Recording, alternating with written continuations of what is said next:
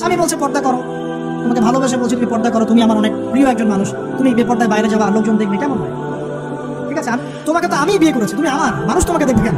প্রিয় মা ও বোনেরা, পর্দা ছাড়বেন না। আপনাদের জন্য 4টা কাজ: স্বামীর আনুগত্য করা, লজ্জাস্থানের হেফাজত করা, আপনার 5 ওয়াক্ত সালাত ঠিকঠাক মতো আদায় করা এবং রমজান মাসে সাওম রাখা। নবীজি বলেছেন সাল্লাল্লাহু আলাইহি ওয়াসাল্লাম, জান্নাতের যে কোনো দরজা দিয়ে ইচ্ছা আপনি প্রবেশ করতে পারেন। আপনার জন্য সহজ। আর স্বামীর আনুগত্য বলতে আমি বুঝাইনি স্বামীর দাসত্ব করতে হবে, এটা বলিনি। এখনকার কিছু ফ্যামিলিস্ট মেয়ে আছে, ওরা আনুগত্য শব্দ মনে হয় যে দাসত্ব মনে হয়। আনুগত্য দাসত্ব এক জিনিস না। আনুগত্য কি? স্বামী কোরআন সুন্নাহর অনুকূলে কোনো কথা বলেছে, আপনি মানবেন। স্বামী বলছে পর্দা করো, তোমাকে ভালোবেসে বলছি তুমি পর্দা করো, তুমি আমার অনেক প্রিয় একজন মানুষ, তুমি বেপর্দায় বাইরে যাবা, লোকজন দেখবে, কেমন হয়? ঠিক আছে, তোমাকে তো আমি বিয়ে করেছি, তুমি আমার মানুষ, তোমাকে দেখবে কেন? ঠিক আছে, তো এখন স্বামী ভালো কথা বলেছে, আপনি শুনলেন, এটা আনুগত্য। আর ওই স্বামী যদি বলে আসো তো আমার কলিগরা এসেছে, খাবার সার্ভ করতে হবে, আসো খাবারটা পরিবেশন করো, এখন আপনি বেপর্দা হয়ে আপনার স্বামীর কলিগের সামনে খাবার পরিবেশন করবেন, এটা কি আনুগত্য করতে হবে? না, তখন আপনি আনুগত্য করবেন না। সিম্পল, কোরআন সুন্নাহর অনুগত্য কাজে আপনি স্বামীর আনুগত্য করবেন, বিপরীতে গেলে আপনি করবেন না। স্বামীর আনুগত্য মানে স্বামীর দাসত্ব নয়। আর এই হাদিসটা আপনি কেন ভুলে যান যে আল্লাহ রাসূল সাল্লাল্লাহু আলাইহি ওয়াসাল্লাম বলেছেন, আল্লাহ ছাড়া যদি কাউকে সিজদা করা যেত, সম্মান বুঝাচ্ছেন, আল্লাহ ছাড়া যদি কাউকে সিজদা করা জায়েজ হতো, আমি মেয়েদেরকে বলতাম যেন স্বামীকে সিজদা করো। কেন? কারণ আপনাকে রেসপন্সিবিলিটি, আপনার খাবার, আপনার ফুড, আপনার শেল্টার, আপনার মানে পুরো দায় দায়িত্ব নিজের হাড় ভাঙা পরিশ্রম দিয়ে, জীবনের ঝুঁকি নিয়ে স্বামী আপনার জন্য করে। সে আপনার সম্মান পাওয়ার যোগ্য তো? সে কি আপনার সম্মান পাওয়ার যোগ্য নয়? আপনি যদি সম্মানের হক আদায় না করতে পারেন তাহলে আপনি অকৃতজ্ঞ। আর অকৃতজ্ঞ মেয়ে কখনো জান্নাতে যাবে? একটা হাদিসে আছে, বেশিরভাগ মেয়ে জাহান্নামে যাওয়ার অন্যতম কারণ হচ্ছে তারা স্বামীর সাথে কুফরি করে। কি করে? মানে সারা জীবন স্বামী ভালোবেসে যায়, ভরণ পোষণ দিয়ে যায়, সব চাহিদা পূরণ করে যায়, একদিন দেখবেন কথা কাটাকাটি হয়েছে, ওই দিন বলে বসবে যে তোমার কাছে আমি কিচ্ছু পাই না। এই যে কুফরি, এই কারণে তারা জাহান্নামে যেতে পারে, বেশি আল্লাহ হেফাজত করবে না। আরেকটা কারণ হচ্ছে যে বেপর্দা। আপনাকে 4টা মূলনীতি ফলো করতে হবে। 1, এমন কোনো পোশাক পরবেন না যে পোশাকটা আটো সাটো, যেটা পরলে আপনার গায়ের কাঠামো বোঝা যায়। এটা বোরখা হলেও পরা যাবে না। আমি কি বুঝাতে পারছি? ডিজিটাল বোরখা দেখেন নাই? দেখছেন? মাশাআল্লাহ। আর কারা কারা দেখছেন? এদিকে চোখ বেশি যায় না? আচ্ছা, এমনি দেখা যায়, চোখ দিতে হয় না, এমনি দেখা যায়। ডিজিটাল বোরখা চলবে না, ডিজিটাল বোরখা চলবে না। আমার মত, এটা আমি মত দিচ্ছি, আমি আল্লাহর রাস্তায় সময় দিয়েছি অনেকদিন, এবং এখানে যে পর্দাটা শেখানো হয় এরকম পর্দা আমি অন্য কোথাও দেখিনি। এত চমৎকার পর্দা শেখানো। কারা কারা সময় লাগিয়েছেন? 3 দিন 7 দিন সময় দিয়েছেন কারা?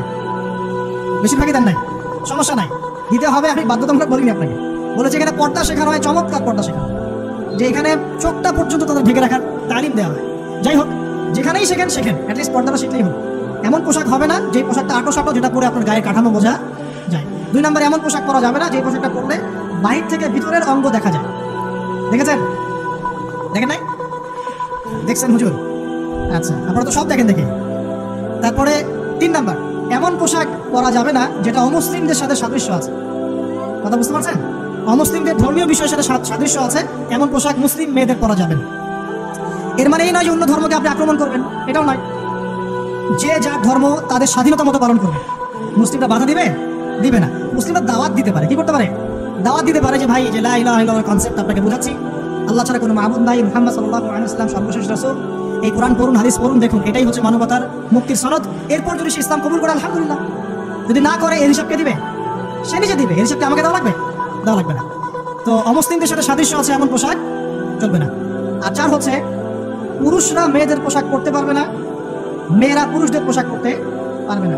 জি, আপনাদের কি বলছি, আপনারা জিন্স পরতে পারবেন না, মেয়েদেরকে বলছি, এবং টি শার্ট পরতে পারবেন না। আপনারা ওই যে যা ইচ্ছা তাই ড্রেস পরে বলবেন যে 1000 বছরের সভ্যতা সংস্কৃতি, এসব বাজে কথা চলবে না। এটা 1000 বছরে কোনোদিন আমাদের দাদা নানিরা এগুলা কখনো পরে নাই, বুঝছেন? আপনার দাদি কখনো এরকম পরছিল শাড়ি?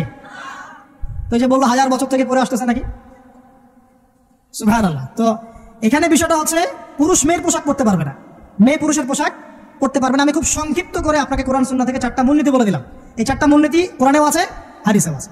আসেন, এই যে নারীর অবমাননা, এই বিষয়টা আইয়ামে জাহিলিয়াতে যেমন ছিল, এখন দেখবেন আরো বড় পরিসরে এসেছে। আসলে এই যে ফ্যাশন শো, দেহের প্রদর্শনী, বিভিন্ন ফিল্মস দেখবেন, ফিল্ম ইন্ডাস্ট্রিজে দেখবেন, মিউজিকে দেখবেন, পর্নে দেখবেন, মেয়েদের দেহটাকে নিয়ে ব্যবসা করা হচ্ছে। আগে তো না হয় কন্যা সন্তান হলে জীবন্ত পুঁতে ফেলতো নাকি? এখন যদি গর্ভের বাচ্চা মেয়ে জানে, অনেকে আগেই মেরে ফেলে। বুঝে নাই মনে হয়? অনেকে যদি জানে যে গর্ভে মেয়ে সন্তান আছে, আগেই মেরে ফেলে।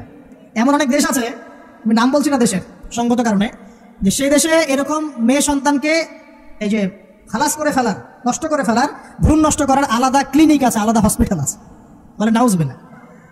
তো আসলে ওই 1450 বছর আগের মানুষটা বেশি বর্বর ছিল না আমরা বেশি বর্বর? এই অধিকারের কথা বলে বলে আমরা মেয়েদের দেহটাকে নিয়ে এখন মস্করা করছি, তামাশা করছি। সবচেয়ে সেরা অধিকার কোথায় পাবে? কোরআনে পাবে, হাদিসে পাবে, ইসলামে পাবে। তার পর্দা নিশ্চিত হবে, দেহ সেফ থাকবে, তার ইজ্জত নিশ্চিত হবে, ইজ্জত সেফ থাকবে, তার সম্মান সেফ থাকবে, তাকে রাজরানীর মতো স্বামী বাসায় রাখবে, কারণ সে হচ্ছে তার কাছে সবচেয়ে মূল্যবান প্রিয় বস্তু। শুধু তাই নয়, সম্পত্তির অধিকার তাকে দিতে হবে। একজন মেয়ে তার ভাইয়ের সম্পত্তি পাবে, তার বাবার সম্পত্তি পাবে, তার স্বামীর সম্পত্তি পাবে, সব দিক থেকে সে সম্পত্তি পাবে। আর একজন ছেলে কিন্তু সব দিক থেকে সম্পত্তি পাবে না। এই বিষয়গুলো যখন এক শ্রেণীর মানুষ বোঝে না, তখন ইসলামের বিরুদ্ধে অহেতুক প্রপাগান্ডা চালানো শুরু হয়। সবচেয়ে সেরা সম্মান রক্ষার উদাহরণ দেওয়া হয়েছে ইসলামে, কোরআনে এবং হাদিসে। এই কথাটা আপনাদের মা বোনদেরকে বোঝাবেন, তবে নম্রতার সাথে বোঝাবেন, কারণ উচ্চবাচ্য করলে তারা কথা শুনবে না। আর আল্লাহ রাসূল সাল্লাল্লাহু আলাইহি ওয়াসাল্লাম বলেছেন, কিছুটা বাঁকা হাত দিয়ে তাদেরকে তৈরি করা হয়েছে। যদি আপনি শক্ত করে চাপ দিতে যান তাহলে ভেঙে যাবে, আর যদি আপনি ওই অবস্থায় ছেড়ে দেন তাহলে বাঁকাই থেকে যাবে। এখানে আপনাকে হিকমা অবলম্বন করতে হবে। আল্লাহ পাক তৌফিক দান করুন। একটা বিষয় বলছিলাম, ওই যে শিরকের পাপ এখন গ্লোবালাইজেশন হয়েছে না, ওই সুদের পাপ এখন গ্লোবালাইজেশন হয়েছে না। গ্লোবালাইজেশন বোঝেন? মানে বিশ্বায়ন, পুরো বিশ্বে ছড়িয়ে পড়েছে না। আরেকটা হচ্ছে এই যে মেয়েদের অবমাননা, এটা সারা বিশ্বে ছড়িয়ে পড়ে নাই? আচ্ছা, আর দুটা বলবো, এরপর বলে আমি শেষের দিকে যাচ্ছি। আসেন, একটা হচ্ছে মাদক।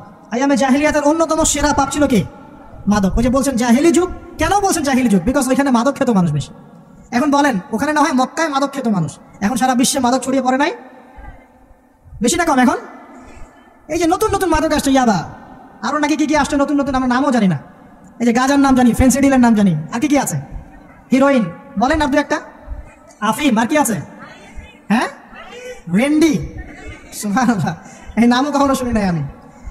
আচ্ছা শোনেন, বিষয়টা হচ্ছে, দেখুন, এই বিষয়টা কি হালাল না হারাম? আচ্ছা, এটাকে যদি আমরা হালাল করে নেই তাহলে কি হবে? কুফরি হবে না শিরক হবে? শিরক কুফর দুটোই হচ্ছে। কিন্তু এখন মক্কার কিছু মানুষ মাদক খেয়েছে, বুঝলাম, আল্লাহ রাব্বুল আলামিন ধাপে ধাপে এখান থেকে বের করেছেন। প্রথমে বলেছেন মদ খেয়ে নামাজের ধার কাছে যেও না। হ্যাঁ, তারপরে বলেছেন এই যে মাদকে কিছুটা উপকার আছে কিন্তু বেশি ক্ষতি।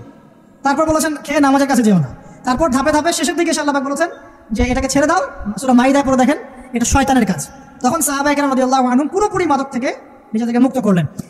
এরপরে কি কখনো তারা মাদক ছুঁয়েও দেখেছেন? বরং মাদক দ্রব্য সেবন করলে 40টা লাঠি বেত্রাঘাত করতে হয়, ইসলামিক শাস্তি। কয়টা লাঠি? আর উমর রাদিয়াল্লাহু আনহুর সময়ে 40 লাঠিকে বাড়িয়ে 80 লাঠি করা হয়েছে। কত লাঠি? 80 লাঠি। কিন্তু আরো একটা পাপের শাস্তি আছে, বলবো? অপবাদ। এখন যেটা বেশি দেওয়া হয়, অপবাদ, মিথ্যা অপবাদ, সতী নারীর উপরে মিথ্যা অপবাদ, এর শাস্তি হচ্ছে 80 লাঠি। আবার 100 লাঠির শাস্তি আছে, 100 লাঠি।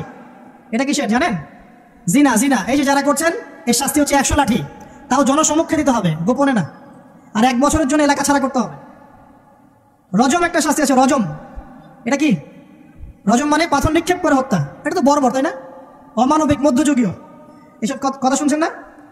শোনেন, কিছু কিছু বিষয় আছে যে বিষয়গুলো করার পরে এই পৃথিবীতে মানুষ বেঁচে থাকার অধিকারটা হারিয়ে ফেলে। কথা বুঝতে পারছেন না? কিছু কিছু পাপ আছে, এগুলো করলে পরে মানুষ এই পৃথিবীতে বেঁচে থাকার অধিকারটা হারিয়ে ফেলে। যেমন কোনো বিবাহিত ব্যক্তি যদি জেনা করে, নাউজুবিল্লাহ, কোনো ছেলে যদি কোনো ছেলের সাথে যৌন সম্পর্ক করে, সমকামী করে, বা এটাকে গে মানে যেটা কি বলে, সমকামিতা, ঠিক আছে, এই কাজ যদি কেউ করে, নোংরা কাজ যদি কেউ করে, কোনো মেয়ে যদি কোনো মেয়ের সাথে এরকম কোনো কাজ করে, একই পাপ। এসব পাপ করলে পরে এই পৃথিবীতে বেঁচে থাকার অধিকারটা সে হারিয়ে ফেলে। কথা কি বুঝতে পারছেন? আচ্ছা, তখন শাস্তি হচ্ছে আল্লাহ রাব্বুল আলামিন পাথর নিক্ষেপ করে হত্যা করতে বলেছেন। কারণ হচ্ছে সে এত গর্হিত একটা কাজ করেছে যেটা এই শাস্তি পাওয়ার সম্পূর্ণ যোগ্য। এবং কওমে লূত নামে যে কওম ছিল, ওই কওমটাকে আসমানে উঠিয়ে আল্লাহ পাক পাথর বর্ষণ করে এভাবেই শেষ করে দিয়েছে। জর্ডান একটা দেশ আছে না, জর্ডানের পাশে ডেড সি নামে একটা জায়গা আছে, ডেড সি, মৃত সাগর। ওইখানে সাদুম নামে একটা গোত্র থাকতো। কোন গোত্র? সাদুম। ওই সাদুম গোত্র এরকম সমকামী ছিল। আল্লাহ রাব্বুল আলামিন লূত আলাইহিস সালামকে পাঠিয়েছিলেন, তারা হিদায়াতের বাণী শুনে নাই। আল্লাহ পাক ওদেরকে আসমানে উঠিয়ে পাথর নিক্ষেপ করে উল্টা দিকে দাফন করে দিয়েছে। তো কিছু কিছু পাপ আল্লাহ পাক সহ্য করেন না, আল্লাহ পাকের আরশ কেঁপে ওঠে। এই পাপগুলো সেরকম পাপ। কথা বুঝতে পারছেন? তো এই যে জিনা, পর্নোগ্রাফি, ব্যভিচার, পরকীয়া, এগুলোর মধ্য দিয়ে আমরা নারীর অবমাননা করছি না? এবং ধর্মের মাধ্যমে মাঝে মাঝে করছি, যখন আমরা ধর্মের নামে মেয়েদের অধিকার দিচ্ছি না। অনেকেই সম্পত্তির অধিকার দিচ্ছেন না, অনেকেই শিক্ষিত করছেন না, অনেকেই আরো যৌতুক নিচ্ছেন না, অনেকেই যে বিয়ের সময় যৌতুক নেয়, এটা তো মেয়ের পিতার উপর টর্চার করা, সম্পূর্ণ হারাম। তারপরে দেখবেন রিপোর্টগুলো পড়ে দেখবেন যে এই বছর 2000 কত এটা 22, এই 22-এই গভর্নমেন্ট রিপোর্ট অনুযায়ী নিবন্ধিত প্রায় 1339টা ধর্ষণের মামলা হয়েছে। তো এটা এখন অ্যাভেলেবল, যে কোনো সব জায়গায় ধর্ষণ হচ্ছে এখন অ্যাভেলেবল। মানুষ এটাকে স্বাভাবিক মনে করছে, নর্মাল ধর্ষণ হতেই পারে, মানুষ এখন এমন মনে করছে। প্রত্যেক দিন পেপার খুলবেন দেখবেন রেপের খবর, প্রত্যেক দিন খবর শুনবেন ধর্ষণের খবর। আর সব খবর তো আসে না, আসে হয়তো 10%, 20%, 30%, বেশিরভাগই আসে না। এলাকায় মোড়ে মোড়ে দেখবেন, গ্রামে গঞ্জে শহরে বন্দরে খালি ইফটিজিং দেখবেন, খালি ইফটিজিং। মেয়েদেরকে যৌন হয়রানি করা হচ্ছে, বাসে, অটোতে, টেম্পুতে, সব জায়গায়। বাসের মধ্যে মেয়েকে রেপ করে ফেলা হচ্ছে। একটা বাচ্চা মেয়ে যে বোঝেও না যে সেক্সুয়াল বিষয়গুলো কি জিনিস, ওকেও রেপ করা হচ্ছে। এই যে মহামারী, আপনি তো বুঝতে পারছেন না যে আমরা কোন সমাজে আছি। এই সমাজে আপনার মেয়ে তো সেফ না, আমার মেয়ে তো সেফ না। আমার মেয়ে, আপনার মেয়ের ভবিষ্যৎ কি হবে, এর ভবিষ্যতের নিশ্চয়তা কে দিবে? আপনার মেয়ের ইজ্জতের ভবিষ্যতের নিশ্চয়তা কে দিবে? এই নিশ্চয়তা দেওয়ার মতো মানুষ কোথায়, নেতা কোথায়? কারো ঘরের স্ত্রী, কারো ঘরের বোন, কারো ঘরের মেয়ে এখন সেফ না। বাসে, ট্রাকে, ট্রেনে, অটোতে, সব জায়গায় হতে পারে। আর এগুলোকে আমরা প্রমোট করছি, এখন নগ্নতাকে প্রমোট করছি, পর্নকে প্রমোট করছি। এই নগ্নতা, পর্ন, এসব দিয়ে মানুষের মাথাটাকে পুরো জানোয়ার বানিয়ে ফেলা হয়েছে। পর্ন দেখাতে দেখাতে ছেলেদের মাথাটাকে জানোয়ার, পশু বানিয়ে ফেলা হয়েছে।